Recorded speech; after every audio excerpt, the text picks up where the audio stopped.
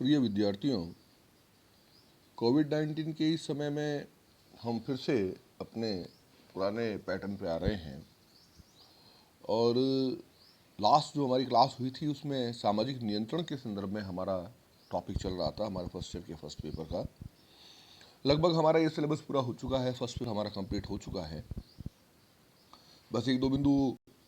कुछ टॉपिक रहे हैं, उनको मैं ऑनलाइन मोड में आपकी वीडियो बनाकर इसको भेज रहा हूँ, तो आप इन वीडियोस को अच्छे से सुने।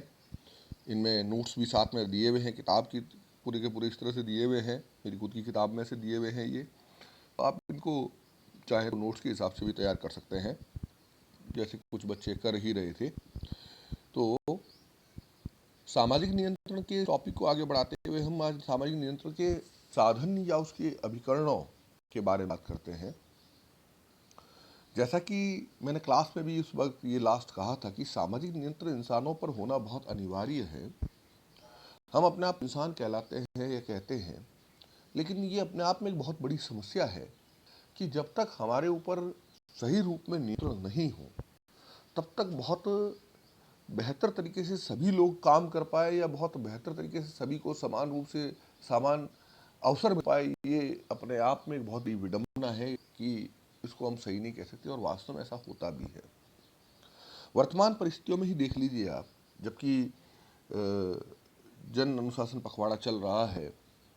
स्थिति ये है कि जगह जगह पर पुलिस को या दूसरी जो एजेंसियां हैं उन एजेंसियों को किसी न किसी रूप में लोगों की गतिविधियों को निर्धारित करने के लिए, नियंत्रित करने के लिए, जबकि ये लोगों की खुद की भलाई के लिए है, लेकिन फिर भी उसको नियंत्रित करने के लिए, उनके व्यवहारों को नियंत्रित करने के लिए बहुत सारे प्रयास जो है प्रशासन द्वारा या विभिन्न प्रकार की संस्थाओं द्वारा किए जाते रहे हैं। इसलिए एक बहुत बड़ा ये टॉपिक है सामाजिक नियंत्रण का, जो कि इंसानों पर लागू होता है। कि इंसानों को अगर एक साथ में एक समाज में सही रूप से उसके विकास के लिए, उसके खुद के विकास के लिए भी उसको अगर सही रूप में उसको कार्य करवाना है, तो उसके ऊपर कहीं ना कहीं किसी न किसी रूप में विभिन्न प्रकार से नियंत्रणों का होना बहुत ज़रूरी है। और ये नियंत्रण जो लागू करने वाली संस्थाएं हैं, जो एजेंसियां हैं, जो साधन हैं, उन साधनों पर हम बात कर रहे हैं। और उसमें सबसे पहला जो साधन है वह है परिवार। परिवार, जैसा कि इस पुस्तक में भी यहाँ पर लिखा हुआ है, और आप देखेंगे कि परिवार की संस्था का एक्चुअल में दूसरा कोई विकल्प होता ही नहीं है, और कोई भी दूसरी चीज परिवार का स्थान व्यक्ति के लिए नहीं ले सकता। यहाँ तक कि इसकी पहली लाइन में ही मैंने देखिए ये लिखा है कि सारे संसार को परिवार कहने व मानने वाले भी निजी परिवार के बिना संतुष्ट नहीं हो सकते। खुद के परिवार का व्यक्ति के ऊपर बहुत बड़ा गहरा प्रभाव जो है वो पड़ता है, और परिवार का किसी भी व्यक्ति के जीवन में एक बहुत अहम रोल होता है, चाहे वो सामाजिकरण के लिए ले लें हम, या हम किसी और रूप में उसको देख लें। परिवार अपने आप में एक बहुत ही इम्पोर्टेंट और सबसे बेसिक व्यक्ति की नीड होती है, आवश्यकता होती है। और व्यक्ति पर नियंत्रण लगाने का सबसे बेहतरीन उपाय भी जो है वह परिवार ही होता है। नियंत्रण का मतलब हमेशा आप उसको निषेधात्मक शक्ति के रूप में न देखें, उसको हमेशा आप एक ऐसी शक्ति के रूप में न देखें जो कि व्यक्ति के ऊपर निरोध लगाता हो या निषेध लगाता हो या उसको रोकता हो, केवल जबरदस्ती या किसी रूप में उस पर हठात, ऐसा नहीं है। बल्कि नियंत्रण का मतलब यहाँ पर यह भी है कि व्यक्ति को जब किसी चीज़ के प्रति एक अलग से उसका एक कॉन्शियसनेस उसकी जागरूक हो जाती है, या उसका एक कॉन्शियस हो जाता है व्यक्ति, या एक रूप से जागरूक हो जाता है, उसको लगने लग जाता है कि इससे अगर मैं ये काम करूंगा तो इससे मेरे परिवार में नुकसान हो सकता है, या मेरे परिवार के लोग इससे दुखी हो सकते हैं, या परिवार, तो एक भावनात्मक रूप से, एक विचारात्मक रूप में भी अगर आप देखें, उसमें व्यक्ति के मुँहों के हिसाब से देखें, या उसके जिम्मेदारी के हिसाब से देखें, उत्तरदायित्व के हिसाब से देखें,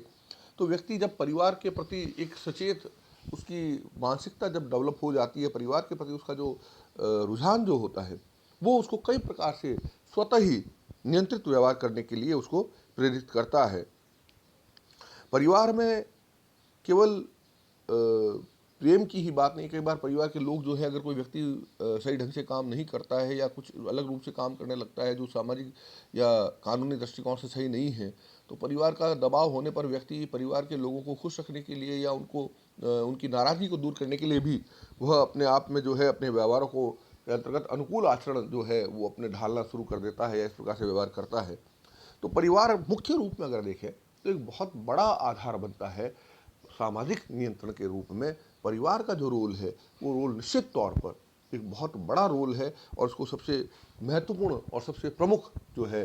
सामाजिक नियंत्रण का इंसानों के लिए एक बहुत बड़ा अभिकरण या एक बहुत बड़ा टूल जो है वो माना गया है। इस प्रकार से दूसरा जो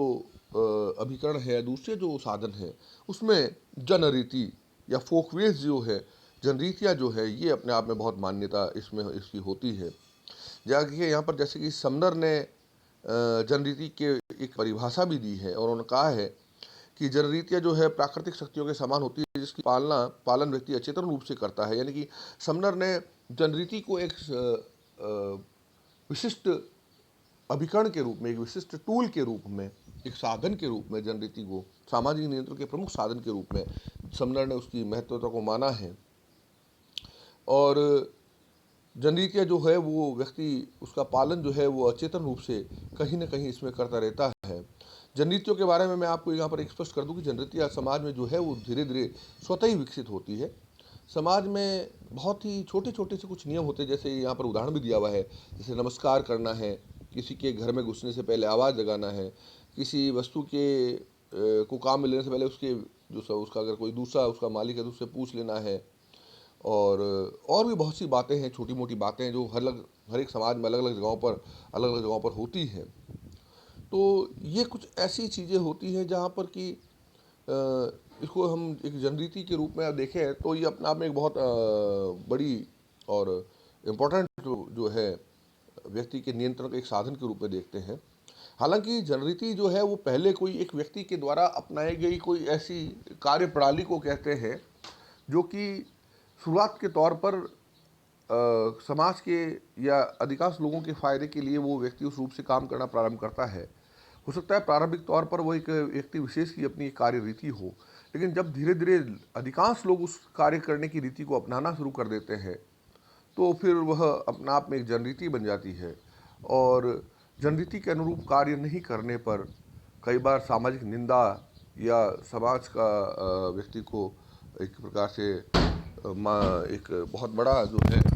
उसका खामियाजा भी भुगतना पड़ सकता है, उसको उसके लिए उसकी दंड भी उसको भुगतना पड़ सकता है। तो इस रूप में अगर हम देखें तो जनरीति अपने आप में एक बहुत बड़ा प्रमुख साधन है सामाजिक नियंत्रण के अभिकरण के रूप में। इसी प्रकार से लोकाचार या रूढ़ियाँ, जब जनरीतियों में समूह कल्याण की भावना जुड़ जाती है तो उसे रूढ़ियाँ या लोकाचार कहते हैं। यहाँ पर प्रोफेसर ग्रीन की परिभाषा भी है। ग्रीन कहते हैं कि कार्य करने की वे सामान्य विधियाँ लोकाचार कहलाती है जो जनरीतियों की अपेक्षा अधिक ठीक और उचित समझी जाती है और जिसका उल्लंघन करने पर अधिक कठोर और निश्चित दंड दिया जाता है। अगर इस प्रकार से अगर हम प्रोफेसर ग्रीन की इस परिभाषा को अगर हम देखें तो जनरीतियों से एक स्टेप ऊपर जब जनरीतियों में और अधिक स्पष्टता आ जाती है, काम करने के तरीकों में और ज़्यादा स्पष्टता आ जाती है और वो ज़्यादा बाध्यतामूलक हो जाती है। बाध्यतामूलक इन द सेंस दुर्खिम ने बाध्यतामूलक की बात की थी सामाजिक तथ्यों के संदर्भ में, वो शब्द मैं यहाँ पर काम में ले रहा हूँ। हालांकि फर्स्ट ईयर के लिए ये आप लोगों के लिए एक नया शब्द है क्योंकि ये थर्ड ईयर में आकर हमारा टॉपिक आता है। लेकिन बाध्यतामूलक दबाव तत्व का मतलब ये है कि समाज में काम करने के वो तरीके जिसके लिए व्यक्ति पर एक निश्चित प्रकार से दबाव डाला जाता है कि आपको इसी प्रकार से इस काम को करना होगा, उसको हम बाध्यतामूलक तत्व कहते हैं। यानी कि काम करने का एक निश्चित तरीका। जैसे मान लीजिए अगर हमें किसी व्यक्ति को अगर बीए पास करनी है, बीए कोर्स पास करना है, तो उसे एक निश्चित विधि के द्वारा सीनियर एसेंट्री पास करने के बाद में उसको फर्स्ट ईयर में एडमिशन लेना होगा, प्राइवेट या रेगुलर, और फिर जो भी सिलेबस है, जो भी नियम है, उन नियमों के मुताबिक काम करना पड़ेगा। तो एक बाध्यतामूलक तत्व है कि आपको इस रूप में ही इसको काम को करना पड़ेगा। ये जो कार्य करने का तरीका, इसको बाध्यतामूलक तत्व कहते हैं। तो ये जब जनरीतियाँ जो होती है इनमें जब और थोड़ा अधिक ज़्यादा स्पष्ट हो जाती है और ज़्यादा समाज के लिए कल्याणकारी मानी जाती है और एक निश्चित तरीके से काम नहीं करने पर आपको दंडित भी किया जा सकता है, निश्चित रूप से आपके ऊपर कार्रवाई की जा सकती है। तो सटीकता के साथ में उसमें स्पष्ट है कि अगर आप ऐसे काम करेंगे तो आपके साथ में ये किया जा सकता है। तो ये अपने आप में लोकाचार रूढ़ियाँ कहलाती हैं, जो कि सामाजिक नियंत्रण के अपने एक प्रमुख नियंत्रण के साधनों के अंतर्गत माना जाता है। इसी प्रकार से आप यहाँ पर देखिए कुछ उदाहरण भी दिए, जैसे ईमानदारी रखो, सदा सच बोलो, ये कुछ ऐसे रूढ़ियाँ हैं जिनके बारे में यहाँ पर बात की गई है। और डेविस कहते भी है कि सामान्य व्यक्तियों के मन में रूढ़ियों के अनुकूल व्यवहार जो है करने के प्रति उसका एक जागरूकता होती है और उसी रूप से वो कार्य करता भी है। इसी रूप में एक और जो अभिकरण जो माना जाता है वो है प्रथाएं। एक बात यहाँ पर मैं आपको शायद और स्पष्ट हो रही होगी कि जनरूतियाँ, रूढ़ियाँ, प्रथाएं, इनको हम सामान्य तौर पर एक ही शब्द मानते हैं, जबकि समाजशास्त्र में इनको हम अलग अलग रूपों में इसका प्रयोग करते हैं। तो यहाँ पर आपको स्पष्ट हो भी रहा होगा, और ध्यान में रखिएगा कि जनरीति क्या होती है, रूढ़ियाँ या प्रथाएं किसको कहते हैं, इन सब में एक अलग अलग डिफरेंसेस हैं। इन डिफरेंसेस को आप ध्यान रखिएगा, छोटे प्रश्नों के रूप में अक्सर इस प्रकार के प्रश्न आ जाते हैं। तो चौथा जो प्रकार है वो प्रथाएं हैं। सामाजिक नियंत्रण में प्रथाएं अपना एक महत्वपूर्ण स्थान रखती है और ये एक बहुत महत्वपूर्ण साधन के रूप में काम करती हैं। जब जनरीतियाँ या रूढ़ियाँ इतनी अधिक व्यवहार में आ जाती है कि वो संपूर्ण व्यवहार समाज की एक आदत सी बन जाती है, तो वे प्रथाएं कहलाती हैं। तो प्रथा व्यवहार का वह स्वरूप है जो आदत का रूप ले लेता है तथा समाज के अधिकांश सदस्यों द्वारा उसका पालन किया जाता है। जैसे अपनी ही जाति या उपजाति में विवाह करना, गोत्रों में विवाह करना, मिलने पर हाथ मिलाना या राम राम सा कहना, या बड़े मिल जाए तो पाँव धो करना, ये सब जो आते हैं ये एक प्रथा के रूप में हम इसको कह सकते हैं। बल्कि ये एक प्रकार से केवल एक आदत ही नहीं है, हम इसको एक आदर्श के रूप में भी, समाज के आदर्श के रूप में भी इसको हम जो है देख सकते हैं। तो इस रूप में अगर हम देखें तो प्रथा अपने आप में थोड़ा और आगे बढ़ने का स्वरूप है। जैसे कि यहाँ पर कहा भी गया है कि प्रथा में 3 तत्व पाए जाते हैं। आप देखिए, प्रथा पहला है, प्रथा में व्यवहार की नियमितता का होना जरूरी होता है। इसकी प्रकृति का सामाजिक होना है। और तीसरा, प्रथा का आदर्शात्मक मूल्य का होना, यानी कि एक तो व्यवहार में इसमें नियमित व्यक्ति की एक नियमितता आ जाती है, वो जब भी व्यवहार करेगा तो उसी रूप में व्यवहार करेगा। समाजीकरण के माध्यम से या अन्य माध्यम से व्यक्ति को इस प्रकार से वो काम करने के तरीके, इस प्रकार से उसके दिमाग में उसको आंतरिकृत करवा दिए जाते हैं, उसके बैठा दिए जाते हैं कि जब भी समय आएगा वो उसी रूप में रिएक्ट करेगा, जब भी परिस्थितियाँ बनेगी वो उसी प्रकार से व्यवहार करेगा। तो एक प्रकार से उसकी नियमितता हो जाती है, वो निश्चित तौर पर उसका रिएक्शन उस परिस्थिति में वैसा ही होगा। जैसे मान लीजिए हमारी आदत, हम जैसे किसी व्यक्ति से मिलेंगे सबसे पहले हम राम राम से कहेंगे, या हाय हेलो नमस्कार जो भी है जो हम कहेंगे, तो ये हमारी एक आदत में बढ़ जाती है। हमें ये एक आदत भी, किसी भी व्यक्ति को जो हमें मिले उसका हमें अभिवादन करना है। इसी प्रकार से वो एक सामाजिक उसकी प्रकृति सामाजिक होती है। इसका मतलब ये है कि समाज के साथ साथ इनमें थोड़ा परिवर्तन भी आ सकता है। मान लीजिए कई लोग होते हैं जो राम राम सा कहते हैं, कई लोग जय शंकर कहते हैं, कई लोग हाय या हेलो कहते हैं, कई लोग जय श्री कृष्ण कहते हैं, कई लोग जय अम्बे कहेंगे, कोई जय माता जी कहेगा।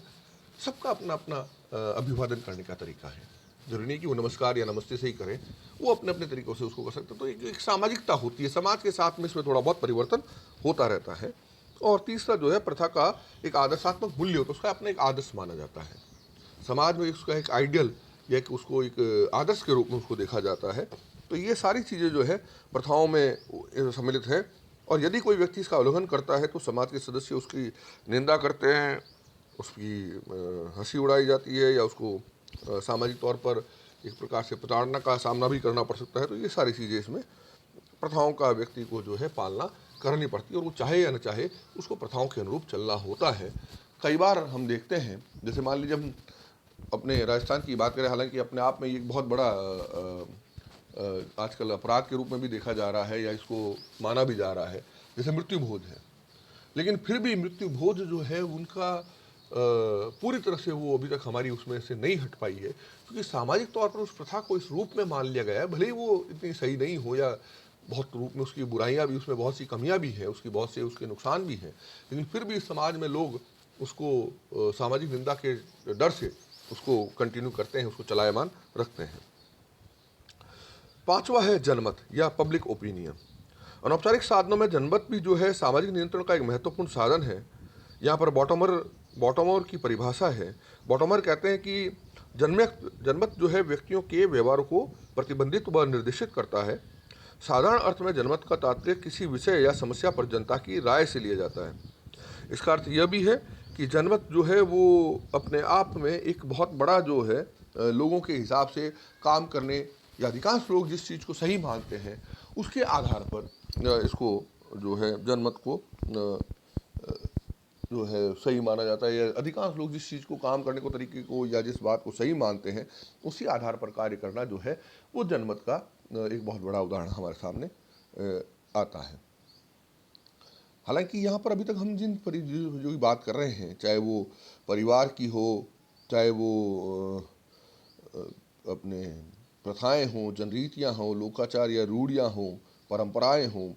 हर रूप में अगर जनमत है, ये सारी की सारी जो है सब सामाजिक नियंत्रण के हमारे अनौपचारिक साधन हैं, औपचारिक साधन नहीं है। औपचारिक यानी ऑफिशियल तो जैसे कानून और नियम जो होते हैं वो सीधे सीधे होते हैं, ये हमारे अनौपचारिक जो साधन हैं उन साधनों के अंतर्गत आता है। इसी रूप में प्रचार या प्रोपोगंडा आधुनिक समाज में सामाजिक नियंत्रण के साधनों में प्रचार भी एक महत्वपूर्ण साधन बनता जा रहा है।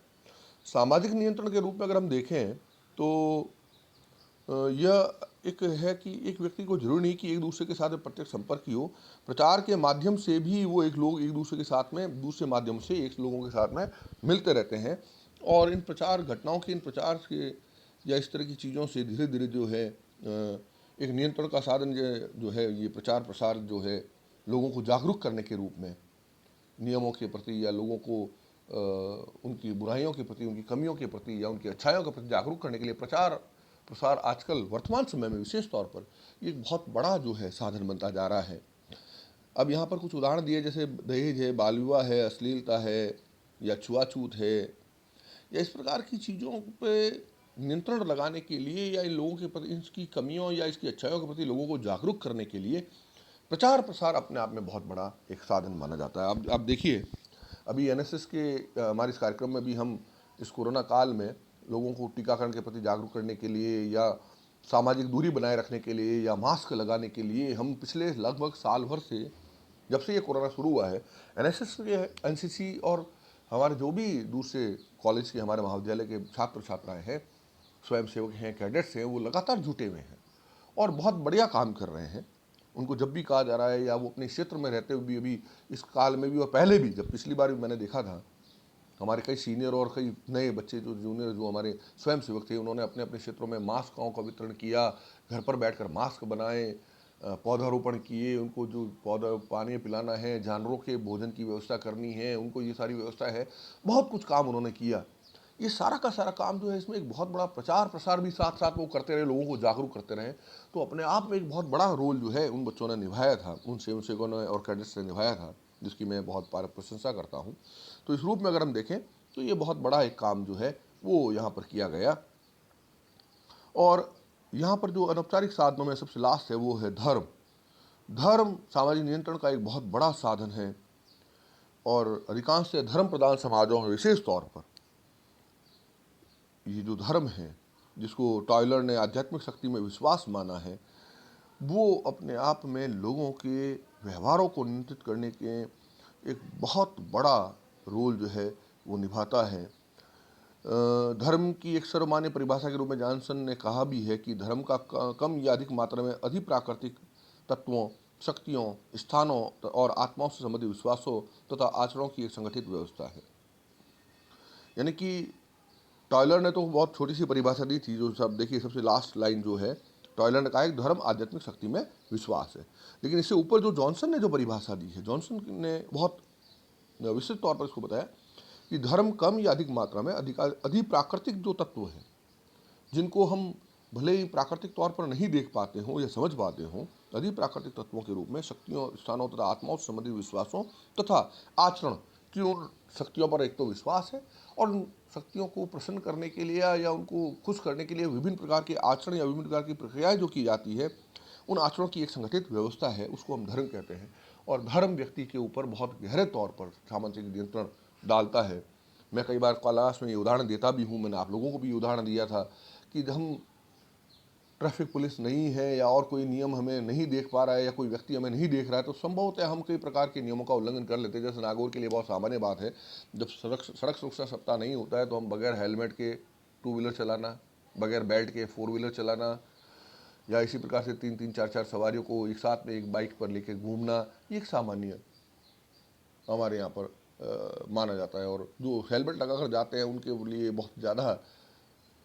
सम्मानजनक बात नहीं की जाती है। मुझे कई बार कहा गया कि सर ये आप तो ये बुलेट लेके आते हो और हेलमेट पहना हुआ होता है, जबकि मैं वगैरह हेलमेट कभी टू व्हीलर नहीं चाहिए, जबकि हेलमेट जो है वो हमारी सुरक्षा के लिए है, हमारी खुद की सुरक्षा के लिए है, लेकिन फिर भी हम उस नियम का पालना नहीं करते। लेकिन मंदिरों में जब लोग जाते हैं, वहाँ पर कोई देखने वाला हो या नहीं हो, वहाँ पर कोई टोकने वाला हो या नहीं हो, व्यक्ति मंदिर जाएगा, पहले ही जूते चप्पल बाहर उतार लेगा, हाथ धोएगा, अंदर जाएगा, दर्शन करेगा। वो एक निश्चित रूप से, अगर वो धर्म के प्रति उसका रुझान है और धर्म के प्रति वो भीरू है, तो वह व्यक्ति उस रूप में कार्य करेगा। उसको वहाँ पर किसी प्रकार से टोकने या रोकने की आवश्यकता नहीं होगी। या मंदिर के सामने से निकलते वक्त स्वतः ही हमारा सर जो है झुक जाएगा या हमारा हाथ जुड़ जाएंगे। भले ही हम कॉलेज में सर को देखकर इधर उधर मुंह करें, कि कहीं मैं अपने स्टूडेंट्स को देखता हूँ कि वो इधर उधर छुपने का प्रयास करते हैं, कहीं नमस्कार नहीं करना पड़ जाए, कहीं सामने आ जाएंगे, कुछ हो जाएगा। लेकिन मंदिरों के सामने निकलते वक्त तो स्वतः ही हमारे अंदर ये एक भावना आती है और हमारे हाथ जुड़ जाते हैं, हमारा सर झुक जाता है, या मन ही मन हम विश करते हैं,